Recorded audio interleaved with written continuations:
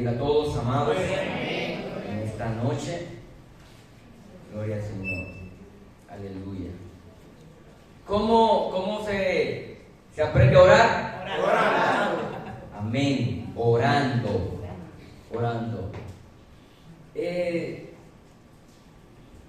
Los discípulos de Jesús le hicieron una pregunta. Y la pregunta que le hicieron fue: enséñanos A orar. a cantar como los discípulos de Juan también cantan. No. Enséñanos a predicar como también los discípulos de Juan predican. Enséñanos a orar. Enséñanos a orar. Porque es tan importante, hermano, la oración. Y esperamos que en esta serie de estudio que se está dando sobre por qué orar, que nació en el corazón de nuestro hermano Julián, estos temas y este de estudio, esperamos que el Señor esté inquietándonos, motivando nuestros corazones, nuestro ser, a la oración, a ser hombres y mujeres de oración. Hombres y mujeres de oración que busquemos su rostro en todo tiempo, en todo momento. En la clase pasada, el martes pasado, hablamos sobre Abraham, ¿se acuerdan? Amén. ¿Por qué Abraham oró? Por Sodoma y Gomorra. ¿Y por qué más oró? Por, dígale, hermano, Abimelech, ¿verdad? Su esposa y su casa y su pueblo. Pues Dios había cerrado la matriz de todo. Vimos esto. También vimos otro personaje llamado Elías, ¿verdad? Un hombre de oración. Elías. ¿Quién me dice un acontecimiento de Elías en cuanto a la oración? Dígame, Eugenia. Oró. ¿Y después qué pasó eso después? ¿Qué volvió a hacer? ¿Y dónde oró él la segunda vez para que lloviese? ¿Estaba dónde? En el monte, ¿verdad? Y mandó aquí a su siervo a ver qué ve, si una nube. Pero ya Elías había escuchado un aguacero que venía. Le dijo: dile acá que prepare su carro, porque un gran aguacero se escucha. No se había visto, pero se escuchaba. Amén. Y como Julián hablaba, la oración conforme a la palabra de Dios. Que podamos nosotros aprender a orar conforme, porque hay gente que oran y no reciben, porque no oran conforme a la palabra de Dios. Cuando oramos conforme a la palabra, estamos orando conforme a la voluntad de Dios. Y el mismo Jesús en Getsemaní dijo: Padre, si es posible, pasa de mí esta copa, mas no se haga sino. ¿Cuál era la voluntad del Padre? Que Jesús fuese ¿a dónde? A la cruz. Esa era su voluntad, por eso lo reprendió a Pedro, ¿se acuerdan? Señor, que no te suceda tal cosa, aparte de mí, Satanás. Porque el plan eterno del Padre era que fuese ¿a dónde? A la cruz, para así redimir a la raza humana. Pues sin derramamiento de sangre no hay perdón de pecado. Y la sangre del justo tenía que ser derramada. Amén. Pues la sangre de Cristo su Hijo, dice la palabra, nos limpia de todo pecado. Así que en esta noche un breve recuento de Elías sobre orar conforme a las Escrituras, así como se oró esta noche. El libro de Elías, primer libro de Reyes 18 al 36 al 38, primer libro de Reyes, capítulo 18, versículo 36 al 38, dice que cuando llegó la hora de ofrecer el holocausto, para que veamos cómo Elías ora conforme a la palabra. Miren, amado, Elías oró por la lluvia, como Nando le ha dicho, no porque Elías se le antojó y quería orar para que se cierren los cielos, no. O déjame orar para que llueva de nuevo. No, Elías no oró así. Elías oró por un mandato de Dios. que Dios lo envía donde acá y dile acá, oye acá, no va a llover por 3 años a menos que sea por mi palabra. Pero fue ya porque Dios ya a él en el secreto se lo había dicho. Entonces de nuevo Dios dice, ven, muéstrate acá, y él se muestra de nuevo acá. Ahora, en este caso, primer libro de Reyes 18, 36 al 39, es cuando Elías enfrenta a los profetas de Baal. Él los enfrenta. Y él, antes de él poder entrar en la parte de él, pues él le dio la prioridad a los profetas de Baal. Clamen ustedes, preparen su altar y clamen. Ahora, ¿qué pasa? Ahora, dice la palabra que cuando llegó el turno de Elías, Elías hace una cosa muy interesante. Número 1, arregla el altar que estaba ¿qué? Arruinado. Lo arregla el altar. Toma 12 piedras conforme al número de los hijos de Israel. 12 tribus, 12 piedras. Habla de gobierno. Él tomó 12 piedras, arregló el altar que tenía tiempo que no se utilizaba. Tenemos nosotros que arreglar el altar. Pues sin altar no hay fuego. Sin altar no hay fuego en nuestra vida. Y en nuestro ser hay un altar. Dice Pablo, ¿no saben ustedes que son templos del Espíritu? Esta casa es como un templo donde muere el Espíritu Santo, donde el fuego desciende y tiene que quemar la carne que hay dentro. Así que él arregló primero el altar, quitó la basura, la suciedad, preparó 12 piedras, buscó leña, mató el animal, lo puso encima de la leña, le dijo al pueblo, júntense, vengan hacia mí. Y los reprende, le dice, ¿por qué claudican entre dos pensamientos? Debe haber ¿qué? Limpieza. Él arregló el altar y luego tira ¿qué? Agua, agua, agua, agua.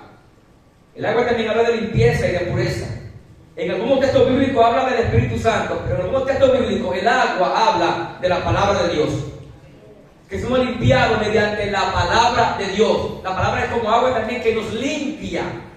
Él limpió todo y luego entonces que todo está listo. Dice el 36 del capítulo 18, cuando llegó la hora de ofrecer el holocausto, se acercó el profeta Elías y dijo, oigan la oración, Jehová Dios de Abraham, de Isaac y de Israel, sea hoy manifiesto que tú eres Dios en Israel y que yo soy tu siervo y que por mandato tuyo he hecho todas estas cosas. No salió de Elías esto. La Biblia no dice qué lugar fue que Dios lo mandó, pero aquí está implícito que dice por mandato tuyo. Yo no estoy inventando. Pues Elías no puede inventar. Ni que un desafío por el profeta de Baal. Y esa reina que era una sanguinaria, le arrancaba la cabeza. Tenía que ir respaldado por el Dios Todopoderoso. Amén. Nuestro hermano Julián. Sí, yo creo, o sea, yo soy de lo que creo que Elías conocía muy bien Deuteronomio capítulo 11. Que si ustedes, por ejemplo, ven en Deuteronomio capítulo 11, en el versículo 12 en adelante, para poner en contexto, cuando el Señor le está diciendo al pueblo por medio de Moisés, cuando ellos entren a la tierra prometida, que se cuiden de obedecer los mandamientos del Señor. Y mira lo que él dice en el versículo 13. Si obedeciereis cuidadosamente mis mandamientos que yo os prescribo hoy, amando a Jehová vuestro Dios y sirviéndole con todo vuestro corazón y con toda vuestra alma, yo daré la lluvia temprana, yo daré la lluvia de vuestra tierra a su tiempo, la temprana y la tardía, y recogerá tu grano, tu vino y tu aceite. Daré también hierba a tu campo para tus ganados, y comerás y te saciarás. Guardaos pues que vuestro corazón no se infactúe, y os apartéis y sirváis a dioses ajenos, y os inclinare a ellos, que era la condición en la que el pueblo se encontraba en ese momento. Y Elías le reclamó eso al pueblo. Entonces dice, y se enciende el furor de Jehová vuestro Dios, y cierren los cielos, y no haya lluvia, ni la tierra de su fruto, y perezcáis pronto de la buena tierra que Jehová os da. Amén. O sea, el profeta conocía que Dios había dicho eso. Él apeló a esa palabra, pero también apeló a la misma palabra que cuando el pueblo se volviera al Señor, entonces el Señor iba a dar la lluvia, que fue lo que el pueblo hizo por medio de lo que Elías hizo. Amén. Y entendamos que todavía no estaba la palabra escrita. Todavía. Eran tradiciones. Y algunos puede ser que haya uno escrito. Ahora también, él también, aquí se confirma Deuteronomio 28 sobre la consecuencia de la desobediencia. 28:15. Deuteronomio. En el versículo 1 del 28, habla sobre bendiciones de la obediencia. Y en el 15 entonces habla sobre la consecuencia de la desobediencia. Y una de los juicios es que dice el 24: dará Jehová por lluvia a tu tierra polvo y ceniza. De los cielos descenderán sobre ti hasta que perezca. Amén. Polvo y ceniza, no habrá lluvia. En los días de Elías, ¿qué ha pasado? Había mortandad, como cerraron los cielos, el río se secó. No había hierba para los animales. Los animales estaban muriendo por el juicio de Dios que vino por esa desobediencia. Ahora, cuando él dice esto: Señor, esto lo he hecho por mandato tuyo, él está orando conforme a la voluntad de Dios. Y dice que yo soy tu siervo y que por mandato tuyo he hecho todas estas cosas. 37. Respóndeme, Jehová, respóndeme, para que conozca este pueblo que tú, oh Jehová, eres el Dios, y que tú vuelve a ti el corazón de ellos. Entonces cayó fuego de Jehová y consumió el holocausto, la leña, la piedra y el polvo, y aún lamió el agua que estaba en la zanja. Recuerden que él echó 12 veces, 4 veces el cántaro. Agua, bastante agua, de tal manera que corría el agua por la zanja, corría, estaba todo empapado, para que no hubiese ninguna duda. No fue una chipita que por ahí que vino un hebreo escondido y la prendió. No. Échenle agua. Entonces Dios respondió. Aleluya. Entonces, orar conforme a las Escrituras. Primera carta de Juan, capítulo 5:14 dice: y esta es la confianza que tenemos en Él, que si pedimos alguna cosa conforme a su voluntad, Él nos oye. Primera carta de Juan, capítulo 5, versículo 14. Esta es la confianza que tenemos. Era la confianza que tenía Elías. Esta es la confianza que tenemos, que si pedimos alguna cosa conforme a su voluntad, hermano, hay que pedir conforme. ¿Y cómo conocemos la voluntad de Dios? ¿A través de dónde? De la palabra, de las Escrituras, hermano. No vamos a conocer su voluntad si no estudiamos la palabra de Dios. Solamente que escuchando mensajes de otra gente, o sueños, o canciones, así no conoceremos la voluntad de Dios. Hay que sentarse tranquilo a escuchar la voz de Dios mediante su palabra. Porque hay mucha gente que ora y no recibe porque oran mal. No reciben. Y usted ve, varón aquí orando, y son los que más oran. Los que más oran son ellos. Y tú siempre lo ves abatido. Están abatidos. Siempre están turbados, con problemas. Siempre están en tentación. No, se están metiendo la guerra. Siempre. Y no reciben nada. Santiago 4:3. Santiago 4:3. Muchos oran y no reciben nada. Pedid y no recibid, porque pedís mal para gastar en vuestro deleite. Hay quienes oran para romper los ojos a otros. Sí, el sábado, yo estaba sentado delante con Jorge, y hay un joven se paró y vimos en la iglesia, en un montaco, con un musicón. Dice Jorge: ¿eso es gente por aquí? Y yo: no, porque lo veo en la calle 6, lo veo por las 7, por las 9, en ese carro. Digo yo: ese es el que quiere romper ojos. Que le vean el carro, porque quiere con un musicón que compró un carro con una Civic 2020, 2019 para que lo vean. Entonces hay gente que ora así mal y no reciben por eso. Entonces Santiago dice, ustedes oran y no reciben nada porque están pidiendo mal. Uno pide para su deleite, para él como la sa siempre, y nunca oran por otro. Y hay quienes tienen la oración, oren por mí. Y no oran ellos. Y no oran ellos. Hermano, ayude por mí, ayude por mí. Y yo con la paila, una empanada con jugo en la mañana, a las 12 un moro, y no ayunan, y oran, y ponen el pueblo a orar y ayunar. Y ellos no, hermano, así no. Así no, vamos todos a ayunar o no ayunamos nada. Amén. Entonces, Elías, dijimos que fue conocido como el profeta de Dios y oró fervientemente. Elías fue un hombre de oración, hermano. Aunque quizás tácitamente no lo vemos en la escritura, que diga, Elías, un gran hombre de oración. Pero los profetas tenían intimidad con Dios. Los profetas de Dios tenían intimidad con Dios. Y ellos no estaban en el medio, muchos de ellos, sino que salían cuando Dios les decía, ve y muéstrate y di la palabra. No tenían compromiso con los reyes, pues había profetas que comían de la mano de quién, de los reyes, y siempre profetizaban cosas a favor de quién, de los reyes. ¿Por qué? Porque comían de él, tenían ahí su sueldo, su pensión. Entonces nadie va a hablar mal del presidente, nadie va a hablar del rey, porque el rey tiene. Entonces, en los días, ¿te acuerdas de este profeta? Creo que era Abdías, que acá hace una alianza y va a la guerra y quiere que lo profetice. Y él tiene 400 profetas que comían de su mano, de su mesa. Y dice el profeta, vaya rey, que usted va a ganar la batalla. Vaya, 400, dice, vaya, y va a ganar. Un hombre que está en pecado, un rey que ha dejado a Dios.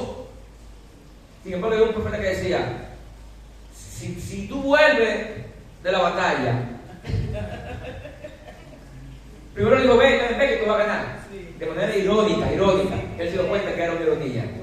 Entonces, los profetas de Dios estaban en el secreto. Y cuando ellos hablaban o cuando ellos salían, había temor. ¿Recuerdan cuando Samuel llegaba a un pueblo? Cuando fue donde Isaí a ungir a David, que ellos ven que Samuel va, hubo temor entre ellos. Porque un profeta que fuera a tu casa, a una ciudad, pues viene un juicio de Dios a mi vida. Y él era un vidente que le mostraba las cosas, que revelaba las cosas como son. Entonces había temor. Elías era un hombre de Dios. David fue un adorador, pero también fue un hombre que adoró a Dios y reconoció la necesidad de orar y buscar la dirección de Dios. David fue un hombre de oración. El Salmo 55, versículo 17.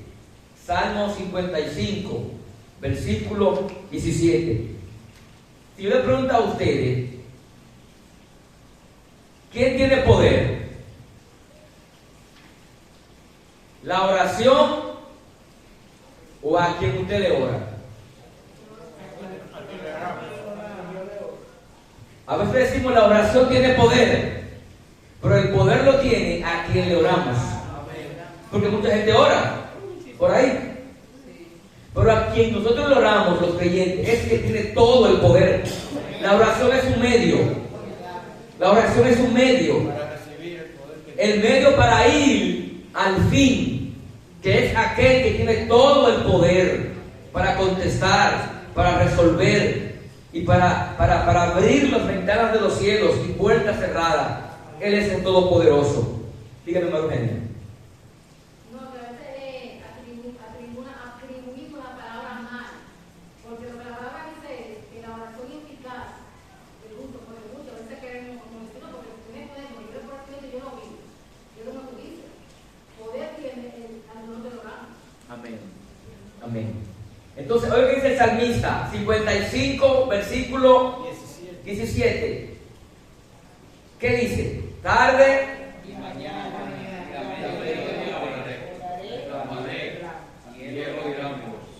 ¿cuántas veces dice David que oraría? Dice orar el día entero. Porque tarde, mañana y noche y a mediodía oraré a ti, Señor. Y dice, y tú oirás mi voz. Porque qué una vida de oración? Es que podemos orar en el trabajo.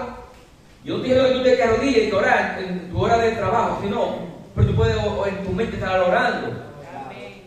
En tu vehículo orando, conduciendo, hablando con tu Dios, hermano. Estás siempre orando en comunión con el Eterno. Y Él dice, ese mismo tarde, mañana y noche oraré a ti y Él oirá mi voz. Era un hombre que tenía hambre y sed de Dios. El Salmo 63, versículo 1, David dice, Salmo 63, versículo 1, Dios mío, eres tú, de madrugada te buscaré. ¿En qué? En tierra seca y árida, donde no hay. ¿Pero para qué lo va a buscar a Dios? Para ver tu poder y tu gloria, así como te he mirado en el santuario. Se cree que David escribió este salmo huyendo de Absalón. Cuando Absalón se sublevó, el hijo de David, se sublevó contra su papá. Y David, para que no haya un derramamiento de sangre en la nación, decidió salir de la ciudad. Y muchos de sus generales y sus oficiales y sus valientes se fueron con él.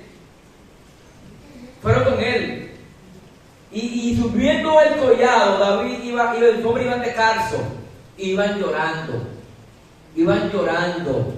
Y se cree que en esa huida, entonces él escribe esto: Dios mío, eres tú, de madrugada te buscaré. Era un hombre que tenía sed de Dios y que tenía hambre del Señor. Y dice, en tierra seca, habla del desierto. ¿Saben que Dios forja a sus mejores guerreros en el desierto? Y que el desierto no es para matarnos. El desierto de Dios no es para matarnos, amado hermano. Yo le digo a Moisés, dile al faraón que deje ir a mi pueblo para que me adore. ¿A dónde? En el desierto. Amado, en el desierto usted y yo podemos cantar, podemos adorar a Dios. Aunque quizás no veamos las palmeras, los grandes ríos, las grandes vegas, los viñedos, los grandes racimos de uva, los higos, pero podemos cantar. En la escasez se puede adorar a Dios. David está viendo, Dios mío, de madrugada te voy a buscar. No estoy en el santuario. David no estaba en el santuario, pero él hacía memoria del santuario.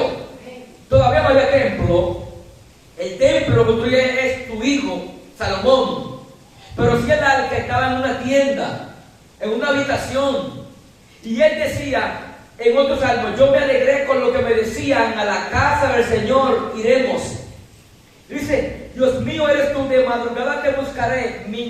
¿Para qué? Para ver tu poder y para ver tu gloria. Así, y entonces compara, así como te he mirado en el santuario. ¿Qué estaba en el santuario? ¿Qué había en el santuario? El arca estaba en el santuario. El arca de la presencia de Dios, hermano, donde se revelaba la Shekinah. Entonces, yo quiero ver tu gloria, Señor.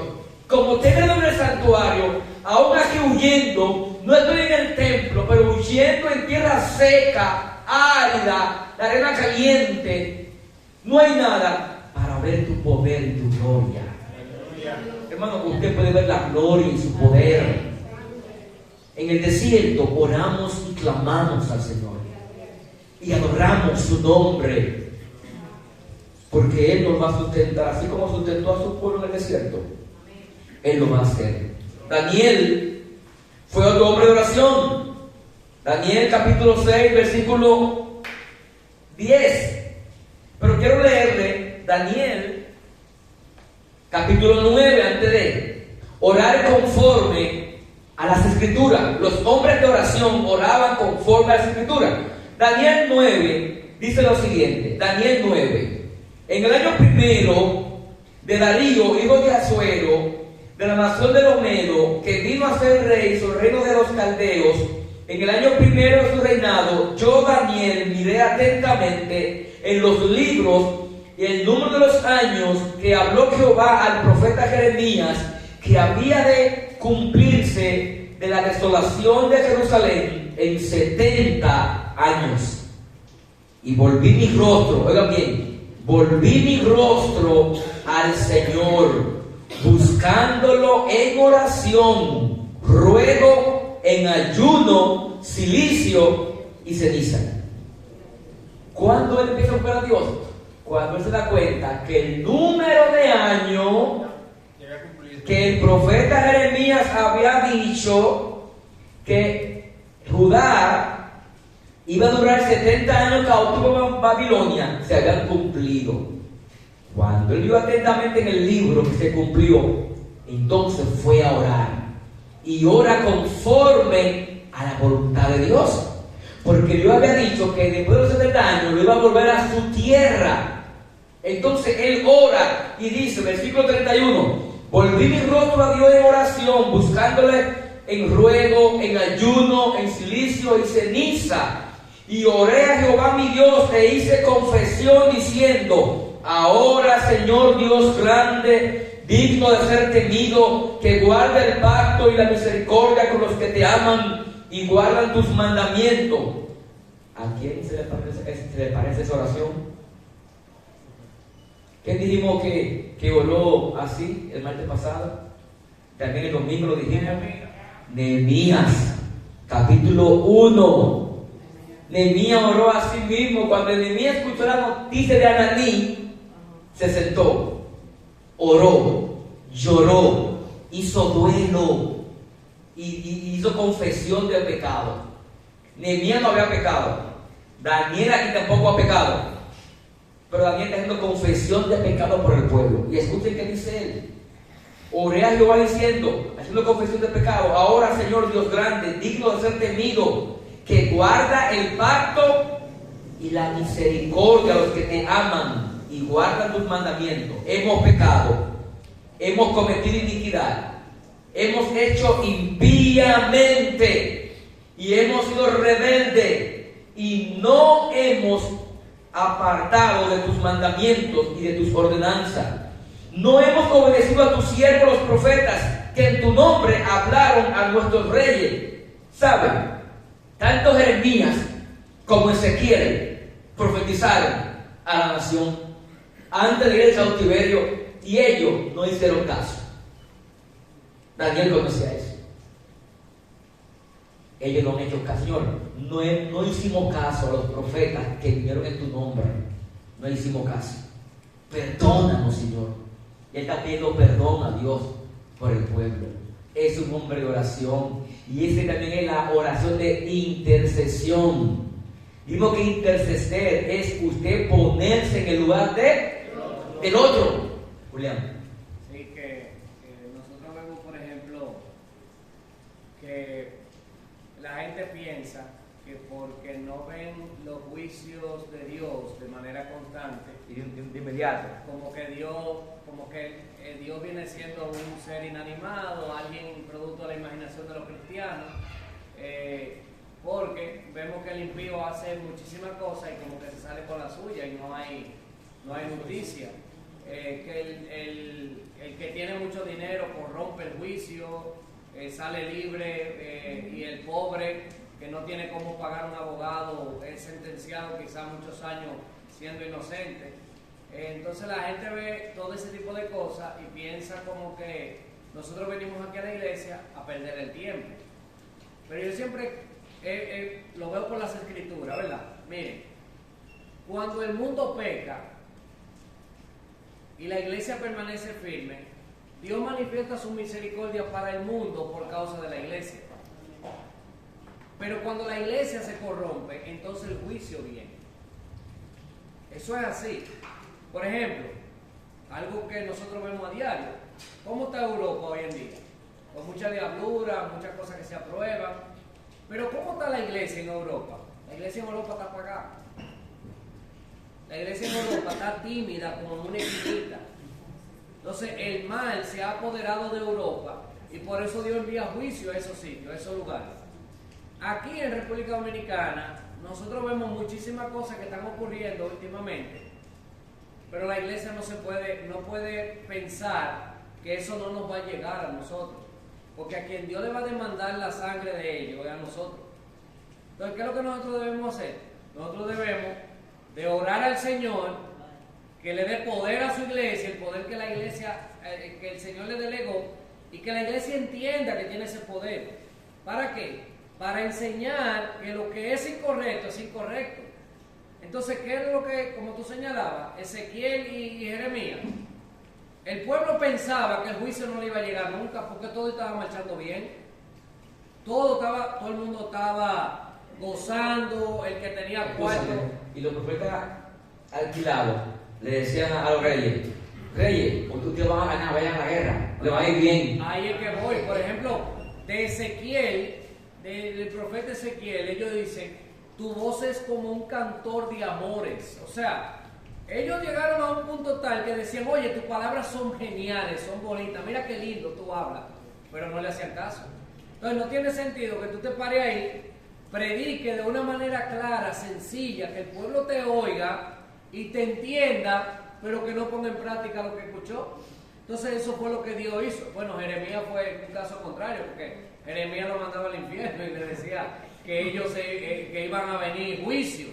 Y ellos veían a Jeremías como una piedra en el zapato, como un estorbo. Pero entonces Dios le manda el otro extremo viene siendo Ezequiel. Predica elocuentemente, habla de la misericordia, habla de la bondad de Dios. Pero ellos estaban tan centrados en su pecado que no vieron el mal venir, hasta que fue demasiado tarde. Entonces, cuando el pueblo de Dios se corrompe, el juicio de Dios viene. El mundo cree que Dios no existe, pero el mundo lo que no entiende es que todavía está en el mundo quien no ha provocado la ira de Dios. Pero dice la Biblia que cuando ese sea quitado, entonces el juicio vendrá sobre el mundo. Cuando la iglesia sea levantada, a este mundo no le queda una cosa buena, porque dice la Biblia que los hombres le pedirán a la montaña que lo aplasten y la montaña no lo van a oír. ¿Para qué ellos querrán eso? Para que ustedes vean hasta dónde llega la maldad. El corazón va a estar tan corrompido que ellos van a querer que mejor lo aplasten antes de ver a Dios. Y tú dices, pero ¿y por qué no se arrepienten? Es que no, ya van a llegar a una condición en que aunque no van a tener la opción de arrepentirse, porque ya va a ser demasiado tarde. Amén. Y oiga que William Ramírez decía: hay más pecado en el mundo porque hay menos santos en la iglesia. Exacto. ¿Entiendes eso? Hay más pecado en el mundo porque hay menos santos en la iglesia. Antes de Judá ser llevado cautivo a Babilonia, a pesar de tantas profecías que le daba Jeremías, y Ezequiel la dramatizaba muchas veces. Yo ponía a dramatizar a Ezequiel el mensaje, y ellos no hacían caso. Hasta el punto que llegaron a adorar ídolos en el templo, los sacerdotes adorando ídolos en la casa del Señor, en el templo. ¿Y cómo se fue el rey cautivo a Babilonia? Lo narigonearon. Como hacen con Como llevan los animales así, un garfio así, como lo ves, cautivo, en filita india a Babilonia. Todos los nobles, con excepción de los muchachos, Daniel, Sadrach, Mesach, Abednego, que eran adolescentes, buena familia, y lo instruyeron en sus leyes.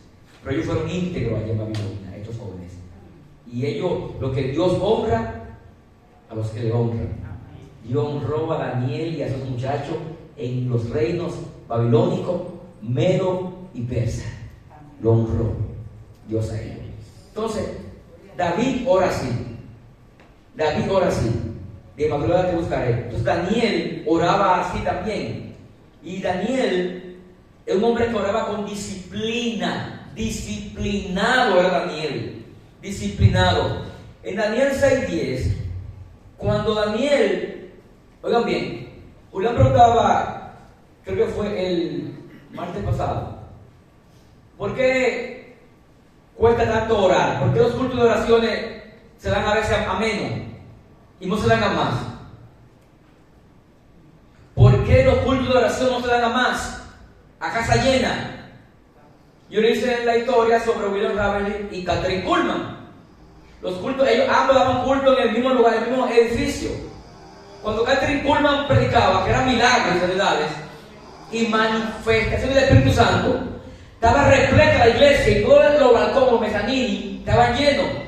Cuando William Ravenhill hacía oración ahí los viernes, nada más se llenaba abajo. No estaba repleto ni gente afuera. Porque la gente va más por lo que. Y las manifestaciones, la gente va. Y no va por la oración. Quieren los regalos, pero no quieren quien da los regalos.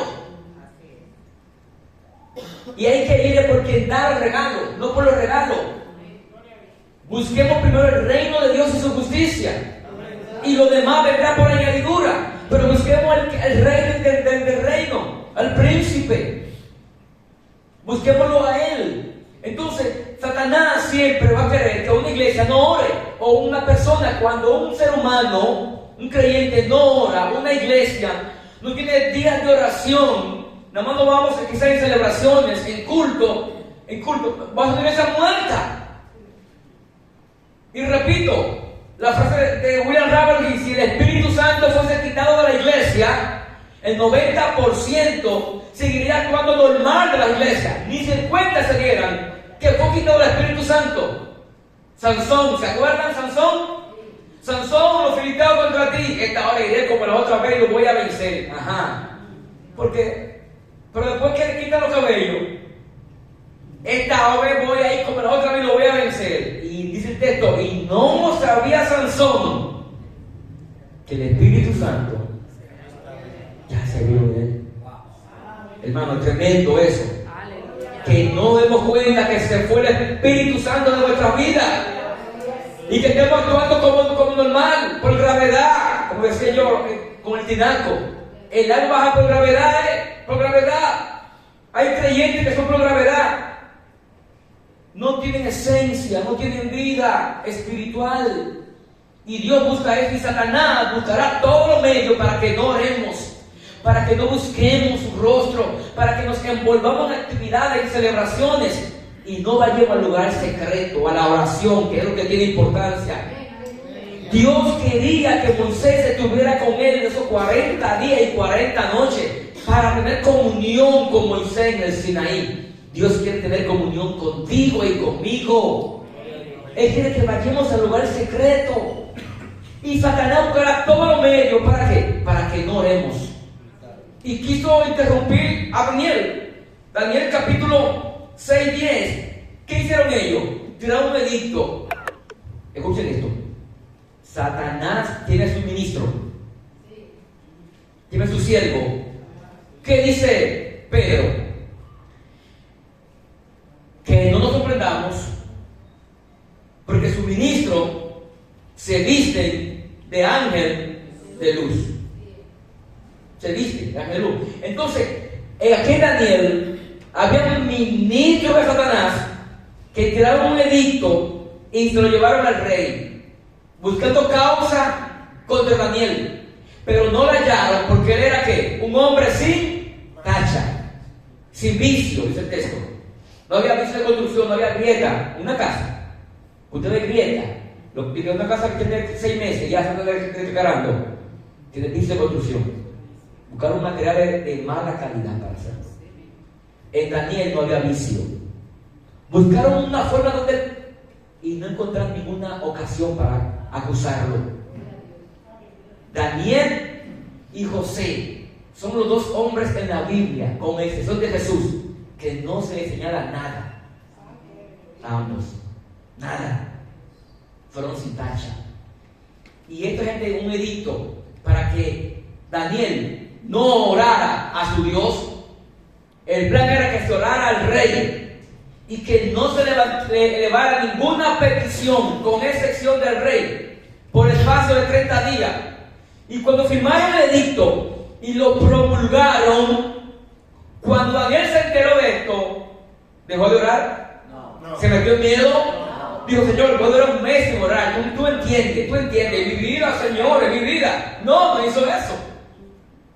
¿Qué hizo Daniel? Versículo 10. Cuando Daniel supo el edicto que había sido firmado, entró en su casa y abiertas las ventanas de su cámara que daban hacia Jerusalén, se arrodillaba 3 veces al día y oraba y daba gracias a Dios, a su Dios, como lo solía hacer. Ven, antes de él entrar, y era su costumbre, 3 veces, y David decía lo mismo. Entonces Daniel, hagamos algo, él era un funcionario del reino y tenía tiempo para cobrar. Sí. ¿Y nosotros? ¿Y nosotros? ¿Y nosotros? Dios nos tenga misericordia de nosotros. Señor, perdónanos nuestra flojera espiritual. Hermano, él era un funcionario del palacio del reino y oraba 3 veces al día, como lo solía hacer antes. Oró y no hizo caso a la amenaza. Satanás lo va a amenazar para que deje la oración. Él va a levantar tempestades de cualquier forma, de cualquier índole, para que tú dejes de orar y que vaya al lugar secreto. Él va a intentar que el cargador del celular, tu vida, la va a desenchufar para que tu carga vaya menguando, y ya tú no estás pegado del tomacorriente. Dios es nuestro tomacorriente. Lleva la oración continuamente, su rostro buscándolo. No es fácil orar. Hasta que no creamos un hábito, no va a ser fácil. Pero hay que doblar rodillas. Porque esta carne no le gusta. Daniel, como Nehemías, ayunaron a nosotros. Desde que estaban las 12, esta carne no va a ser una guerra. Me duele la cabeza, que mareo, hay que tomar. Y buscamos mil excusas. No, hermano. Hay que someter esta carne, hermano. Hay que someterla. Porque siempre desde que nos levantamos, un cafecito, un desayuno, una merienda a las 10 o a las 11, luego la comida, a la tarde otra merienda, la cena. Y no hay tiempo para ayunar, para buscar a Dios. En los días del Nuevo Testamento, dice la palabra de Dios, antes de que empezara el primer viaje misionero de Pablo con Bernabé, dice, habían profetas en la iglesia, profetas y maestros, y ellos estaban ayunando.